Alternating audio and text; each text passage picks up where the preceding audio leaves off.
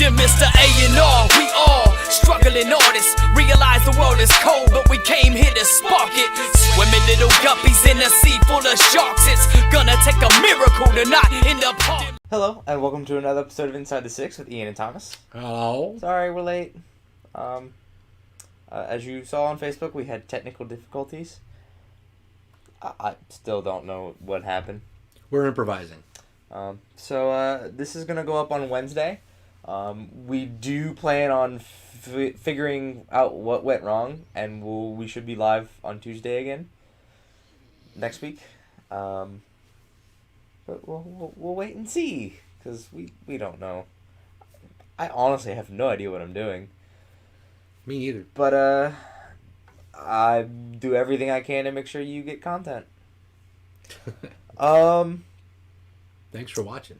Yeah, it was a pretty good week this week. Yeah. I had a really good week. As you may notice, this episode is titled "Greatest Season Ever," and it's been a roller coaster of a season. I want to start off with the big upset of the week. West Ham versus Man United. That game should not have ended how it did. No. But it did. West Ham won 2-0. And now all of United's strikers are currently injured. Yes. Which is... Thomas posted something the other day. I don't know if you saw it on the Facebook page, but right now Manchester United's only healthy striker is Ole Gunnar Solskjaer. Who may be at the wheel, but he didn't earn his driver's license, and it is not looking good for the rest of the bus. I had actually made the prediction after that match that first thing Monday morning there would be an announcement that he was sacked. It didn't happen, but I really anticipated Solskjaer getting the hook. And I don't know if you saw it, but I saw it. West Ham's official Twitter account posted a picture of Manuel Pellegrini with the caption, "He's at the wheel." Just kind of jabbing one last needle into the heart of United fans. It was a good jab. But United looked all over the place. They never looked like they were going to score. I mean, they had chances here and there, but they couldn't capitalize. And West Ham were able to capitalize on everything. They scored a fantastic goal in the first half. Yeah. And the free kick from Cresswell was magnificent. It was murderous. Second best free kick of the weekend. And the best one was pretty good. But yeah, it's United isn't the United they once were. No, I mean, and they've really kind of struggled, and they've been sliding downhill ever since Sir Alex left. Ever since Alex Ferguson retired, United have struggled, and it seems like more and more they're losing that struggle, and it's starting to snowball a little bit. I mean, at first it was like, oh, okay, there's a dip. You get a new manager. Fergie was at the wheel for so long. So sure, there's a little bit of an upset. Things are kind of discombobulated a little bit, and it seemed like they were maybe going to turn it around. And at times they did. I mean, at times they had some really good outcomes. And we would say, Man United's back.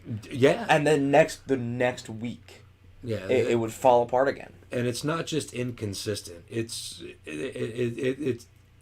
I don't even have an analogy for it. It's like a little kid scribbling on the wall. He's all over the place. And that's where they're at. And now, granted, all of their strikers, are injured right now. Martial's injured. Paul Pogba's injured. They just lost Marcus Rashford. Yep. To injury. Is it Mason Greenwood? I don't know. He's a young guy. He was out with tonsillitis. They're getting sick as well. Tonsillitis is one of those things. Yeah. It's like chicken pox. It's not like you did anything to get it. You just got it. But they just offered a new contract to Jesse Lingard. he hasn't scored or provided an assist in 5 months. What?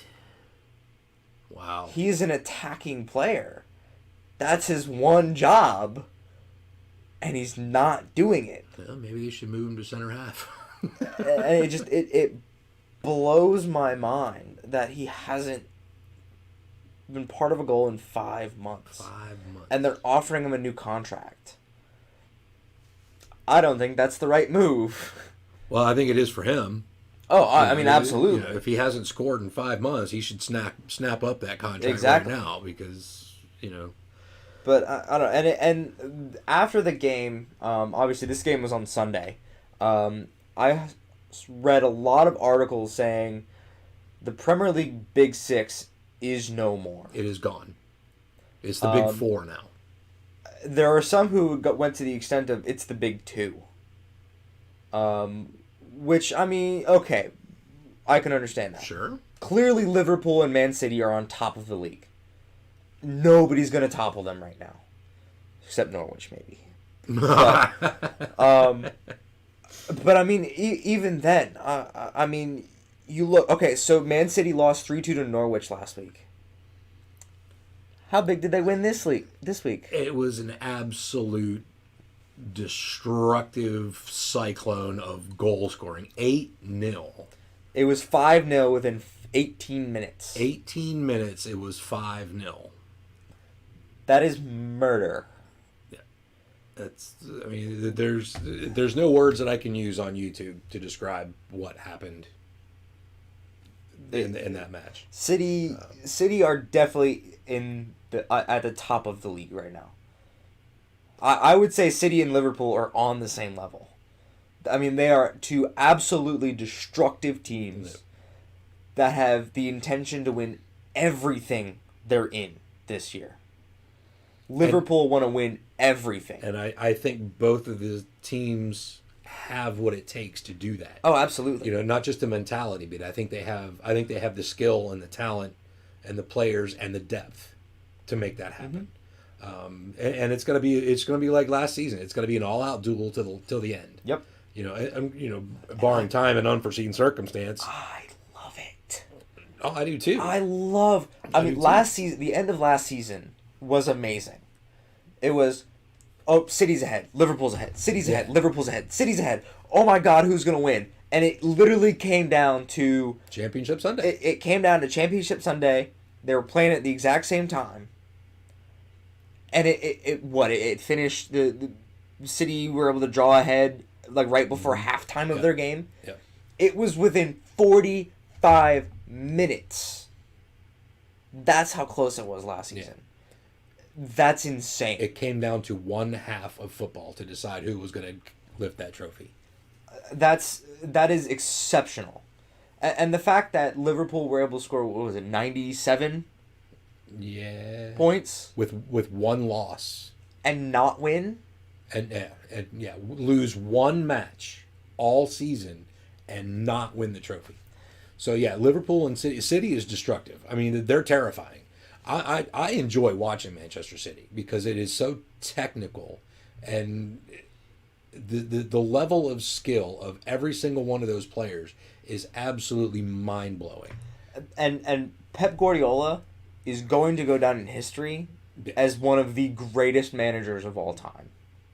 Agreed. It's remarkable what he's done with his players. And they just had the FIFA The Best Awards last night. And none of them were on the FIFA Pro World 11. Yeah, Jurgen Klopp won Best Manager, which I'm totally fine with. Virgil van Dijk got edged out by Lionel Messi, which, as a Liverpool supporter, I'm kind of bummed, but at the same time, I mean, he's in the company of Cristiano Ronaldo and Lionel Messi. Well, not only that, but if you look at the stats, Lionel Messi had 53 goals in 54 games of all of last season, international and club ball. That's not even human. That's ridiculous. I think Cristiano was 30 or it was like 47 goals in like 58 games. I mean, which is up there. Yeah. But Still 53 out of 54 is pretty good. And I mean, seeing the fact that there's a center back vying for, the best and Ballon d'Or this year, dude, that doesn't happen. Yeah. You don't see defenders, picking trophies up like that. Yeah, I mean, it's always an attacker. Even what last year, or was it the year before, Luka Modric got Ballon d'Or. Even that was kind of outside the realm of normality. I mean, even as a midfielder. And Luka Modric is one of those very quiet, underrated players. Yeah. Severely underrated players. He hasn't had a good year so far. He's kind of struggled a bit, but so have Real as a whole. Yeah. But yeah, since Ronaldo went to Juventus, they've struggled a little bit. Yeah. But Liverpool City definitely top 2 in the Premier League right now. Let me ask you a question. We were talking about the best. Uh-huh. Do you think Pep Guardiola felt a little bit of a slight that he was not even, in the running for best manager? Was he not? Was he? I'm pretty sure he was. Okay, all right. I may have missed that. But yeah, Jurgen Klopp won best manager. Leo Messi was best player. Best goalkeeper was Alisson Becker from Liverpool, which is pretty cool. Yeah. It was between Jurgen Klopp, Pep Guardiola, and Mauricio Pochettino. Oh, well, Poch didn't have a chance. I'm sorry. No, you didn't win anything last year. And there's actually a book that you can find on Amazon, written and published by Tottenham Hotspur, detailing their quest to almost winning a trophy. Right on. Anyways. Way to revel in your mediocrity, Tottenham. Yeah, good lord. Kind of funny. But those are the top 2. You talk about a big 4. Who are the other 2 teams currently right now? Well, I mean, if you look at the standings, just looking at the table. I wouldn't even look at the table. Let me get there, because right now the top 4 in the table: Liverpool, Manchester City, Leicester City, and Arsenal. And number 5 is West Ham. Number 6 is Bournemouth. Number 7 is Tottenham, and number 8 is Manchester United. I mean, that's the top 8. 9 and 10 are Burnley and Sheffield United. Chelsea fell to 11th. I would put Chelsea in the top 4. Okay, they had a bad start to the season. The 4-0 drubbing to United was kind of like, okay, this is a wake up call. We're a young team. We have a lot to work on. But the way that they played against Liverpool, I think, definitely puts them up in there in the top 4. Absolutely, that game was fantastic. Chelsea gave Liverpool a challenge. Yeah.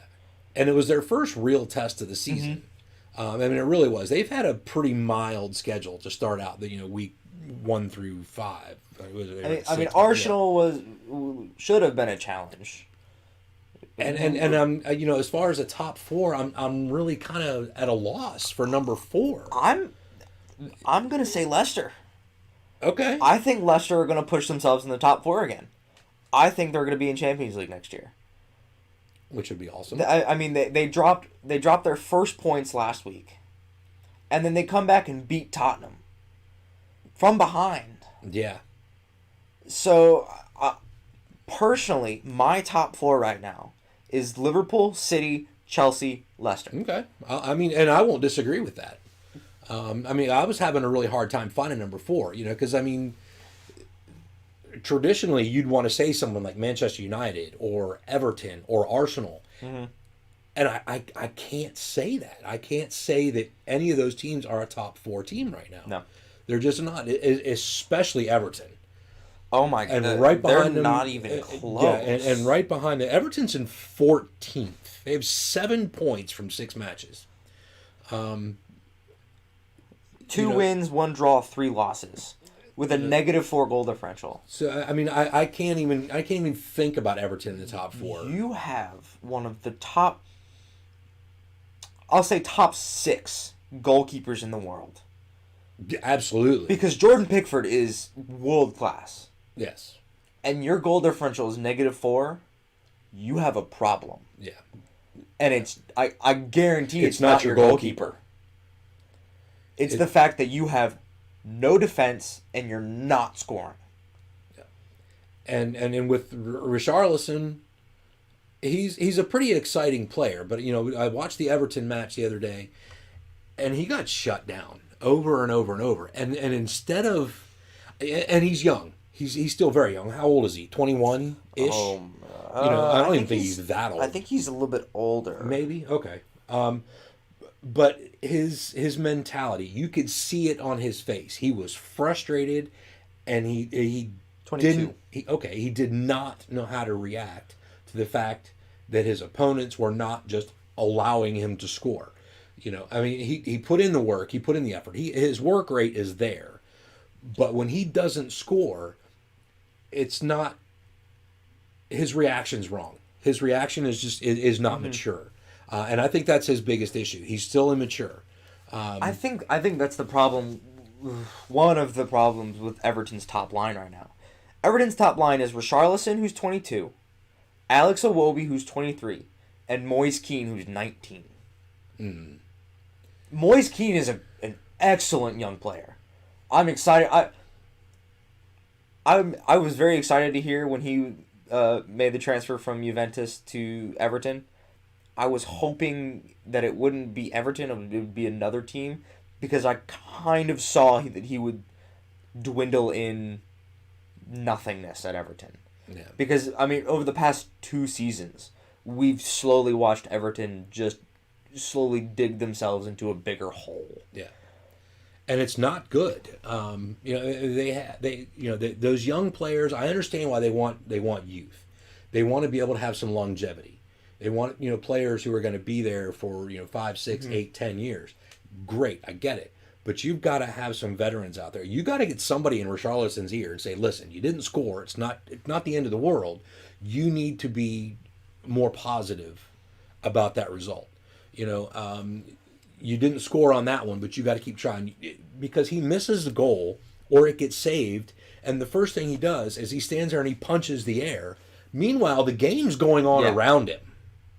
It's literally, it's like he thinks they should just stop and wait for him to throw his tantrum, and his head has got to be so muddled with the things that he shouldn't be thinking about in the middle of a football match.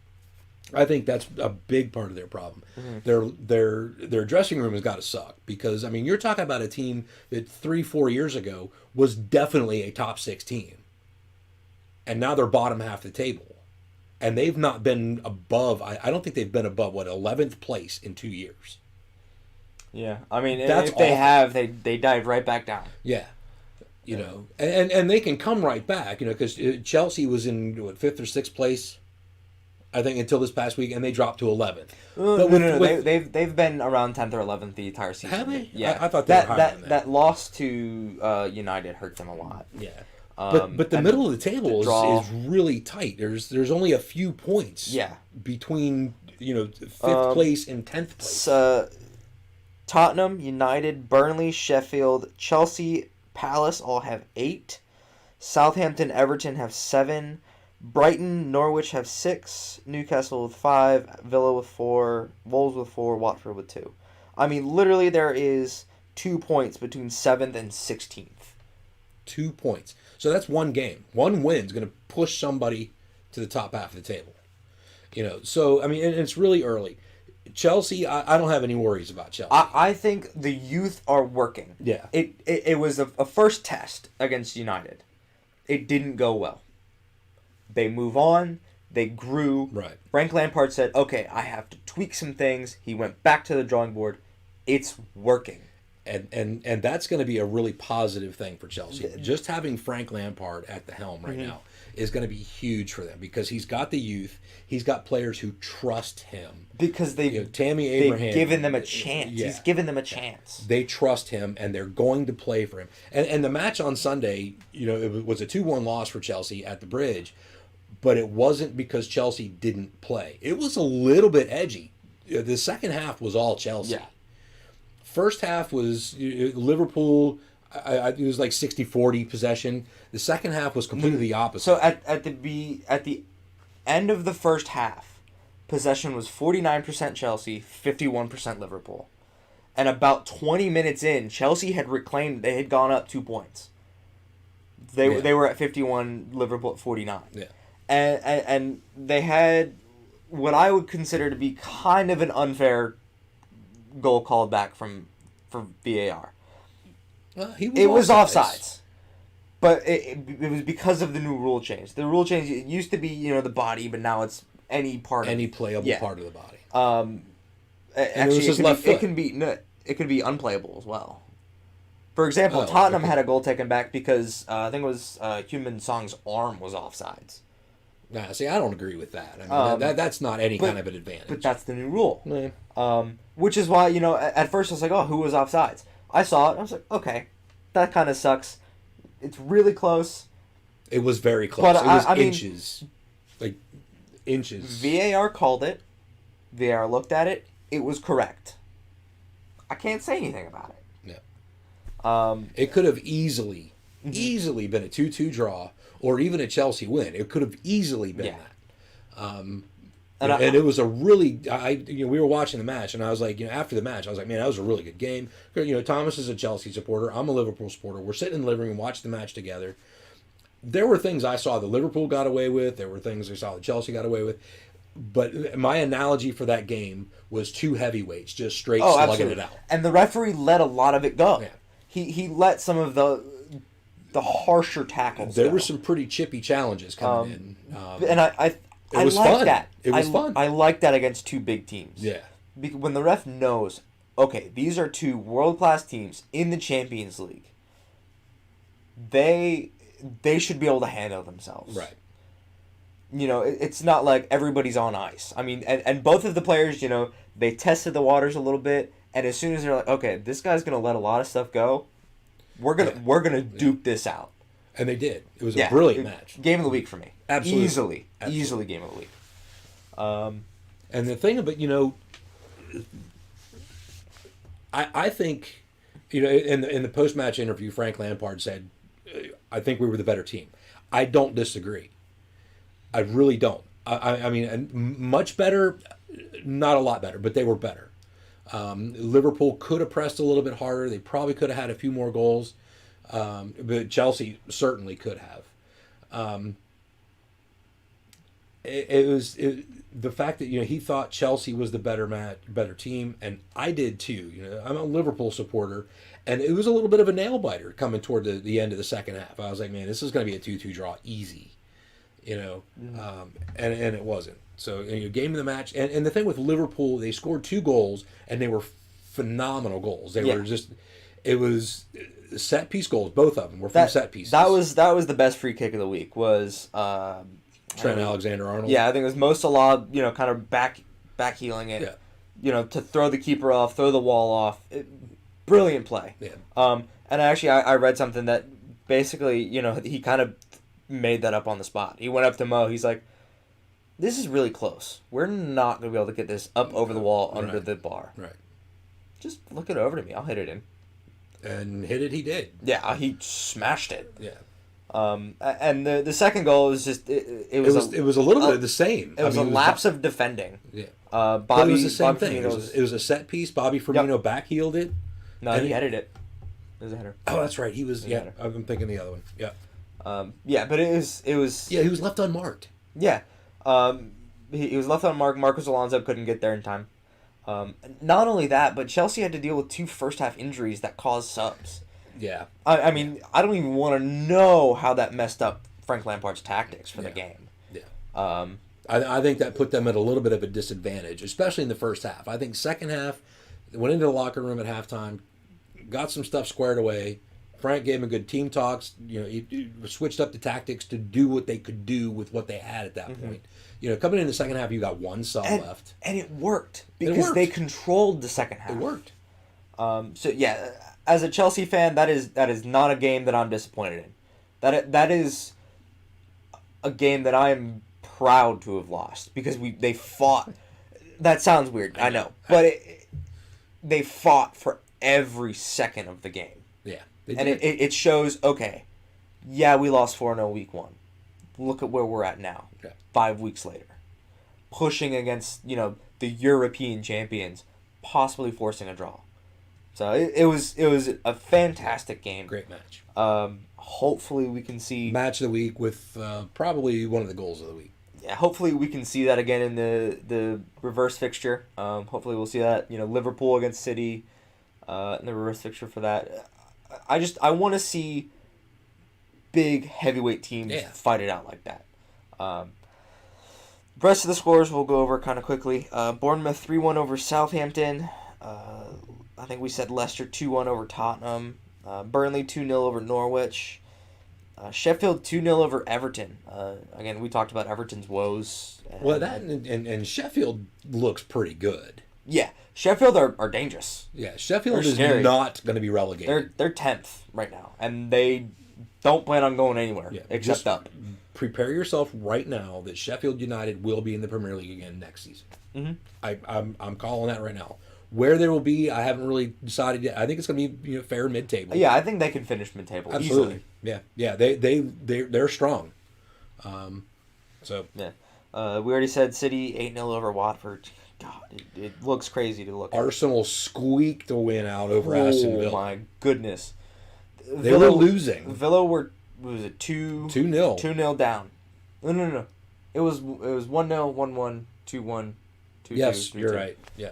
But Aubameyang, very late in the match, scored the winner. Very late. I mean, it could have easily been a 2-2 draw. after giving the first goal, which was a penalty, to Nicolas Pepe. So, good karma comes around. Palace 1-1 with Wolves. A late equalizer for Wolves. A 90th plus 5. And Roy Hodgson was livid. Oh, He absolutely. punched the seat next to him. And so the thing is, and he has absolutely every right to be livid. Yeah. If they had won that game, they would have been 6th in the table. But because they drew, they're in 12th. That's a big drop from going from a win to a draw. Yeah. And Those then, 2 extra points meant a lot. lastly, Brighton and Newcastle 0-0. Kind of a Yeah, that's disappointing what match. and that seems to be kind of the flavor with Newcastle. I mean, We're not going to score on you, but you're not going to score on us. Yeah, I mean, they just kind of trudge through. Mm-hmm. I mean, and you can look at a player like John Joe Shelby. I mean, he's not a bad player, but he doesn't know how to stay positive either. I mean, he just kind of, I'm here. Let's just get it over with. I mean, that's the body language I see from him, and I think that infects everyone else around him. I mean, like I said, that seems to be kind of the flavor with Newcastle is, we're here, we'll play, whatever. We're not worried. We'll go back to championship. We don't care. And it's, when people say, Newcastle's playing, oh, okay, whatever. I don't get excited to hear about Newcastle playing. I mean, someone says, Leicester's playing so-and-so. Okay, I want to watch that one. Sheffield, I want to keep an eye on them. Yeah. And of course, City, Liverpool, Chelsea, and I like to see Tottenham get beat up on, And United get beat up and on. United get beat up on. And Arsenal possibly lose. It's always fun. Yeah, you never know with Arsenal. But it was definitely just sums up the season so far. It's been fantastic. Yeah. Anybody who says that the EPL isn't the greatest league in the world, just tell them that they need to go home in shame because they're wrong. There are 2 kinds of people in the world: those who think EPL is the best, and those who are wrong. Mm-hmm. And if you are wrong, change it. Shame on you. Change it. Anybody can change. Anybody can change. We totally forgot to talk about Champions League. Sorry. Liverpool lost 2-0 to Napoli. They did. 2 late goals from It was Napoli. 2 late goals, and Jurgen Klopp has come out and said, the more I look back at it, the happier I am. I mean, it wasn't like Liverpool played terribly. They played fairly well. Yeah, he got some positives out of it. And even, Jordan Henderson said the same thing. He's like, we're going to learn from it. We're going to find the positives, and we're going to work on those. We're going to find the negatives, and we're going to change them, and we're going to come back stronger. And right now it's early. It's group stage. Does it make a big difference right now? Not yet. It could later on down the road, but I don't think so. I don't think Liverpool is they're not faltering at all. I don't Yeah. see the top wobbling right now. So Chelsea lost 1-0 to Valencia. Tottenham blew a 2-0 lead to Olympiacos. PSG beat Real Madrid 3-0. City 3-0 over Shakhtar. Atletico and Juventus 2-2. That was a really good game. And I know Arsenal and United both got wins in the Europa League as well. Over the whatever small teams they're playing. They're playing teams that they should absolutely win against. well, there you have it. That's week 6. You have any other news? They do not. All right. Take us out. Thanks for watching. It's Inside the Six with Ian and Thomas. Check out the t-shirt shop. There's some cool stuff there. We're still working on the logo. We got some ideas. We just got to figure out how to get it done. But you got the original logo, and then the blank head logo is there. So check those out. Wear them with pride. Hit the like button. Hit the subscribe button. Hit the bell so you get notifications, and share it. Share it with your friends who also enjoy some European football.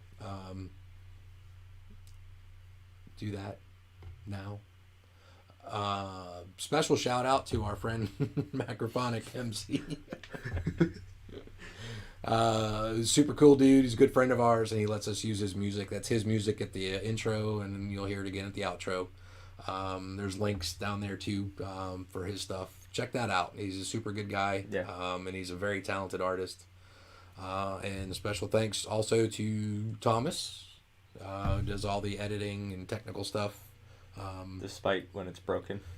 Hey, look, we got something up, man. We made a purse out of a sow's ear. So, yeah, that's Inside the Six with Ian and Thomas for match week 6. And we'll see you next week. And hopefully we'll be live again next Tuesday. We'll see you then. Thanks. Thanks, guys. Dear Mr. A&R, we all struggling artists. Realize the world is cold, but we came here to spark it. Swimming little guppies in a sea full of sharks. It's gonna take a miracle to not end up hard.